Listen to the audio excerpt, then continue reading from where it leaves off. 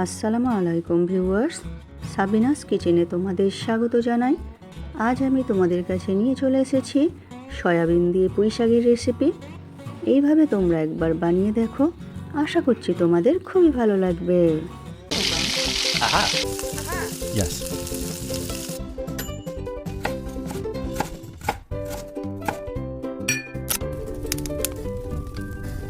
Wow! পুঁই শাক এইভাবে সরু সরু করে কেটে রেখে ধুয়ে পানি ঝরিয়ে নিয়েছি।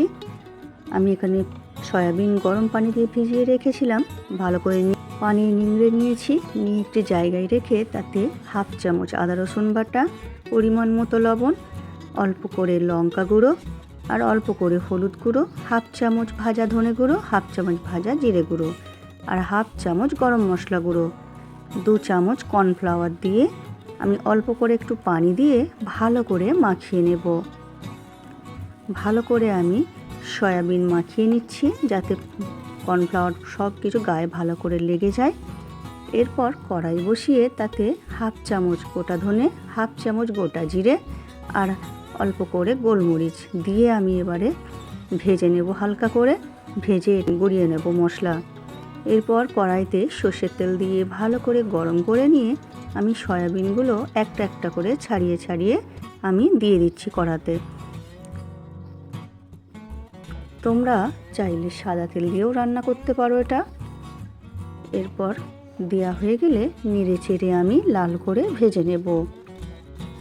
তোমরা একবার এই সয়াবিন দিয়ে পুঁই শাকের রেসিপিটি করে দেখো, খুবই দারুণ হয় খেতে।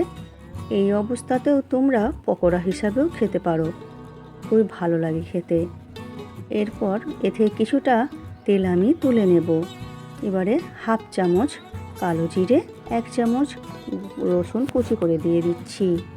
দিয়ে এরপরে হালকা করে ভেজে নিয়ে তার মধ্যে একটা বড় সাইজের পেঁয়াজ কুচি করে দিয়ে দিলাম। দিয়ে ভালো করে আমি পেঁয়াজের কলিগুলো ছাড়িয়ে নেব। নিয়ে এবারে পেঁয়াজ আমি হালকা করে ভেজে নেব। পেঁয়াজ আমি বেশি লাল করে ভাজবো না। ভাজা হয়ে গেলে এরপর এর মধ্যে হাফ চামচ লঙ্কা গুঁড়ো, হাফ চামচ হলুদ গুঁড়ো দিয়ে দিচ্ছি। ঝালটা তোমাদের পরিমাণ মতো তোমরা দিয়ে নেবে। এরপর আমি কষানো শাকগুলো দিয়ে দিলাম, ভালো করে নেড়ে দেব শাক দিয়ে।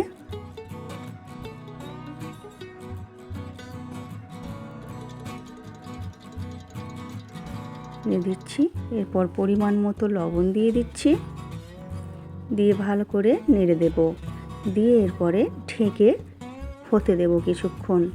আমার রেসিপিটি তোমাদের এই পর্যন্ত পছন্দ হলে একটা লাইক করে দিও। পরবর্তী রেসিপি কী পেতে চাও সেটাও কমেন্ট করে জানিও। এই রান্নাটা আমি মিডিয়াম আঁচে করে নেব। যখন শাক একবার কমে আসবে তখন সয়াবিনগুলো দিয়ে দেব। দিয়ে এর মধ্যে সেই ভাজা গুঁড়ো মশলাটা যেটা করে রেখেছিলাম সেই মশলাটা দিয়ে দেব। দিয়ে আমি ঢেকে আবার হতে দেব। আমি এক্সট্রা কোনো পানি ব্যবহার করব না, শাক দিয়ে যা পানি বের হবে তাতেই রান্না হয়ে যাবে। এরপর দেখো শাক ভালো করে সেদ্ধ হয়ে গেছে। এরপর এর মধ্যে আমি অল্প করে একটু চিনি দিয়ে দেব স্বাদটা ব্যালেন্সের জন্য।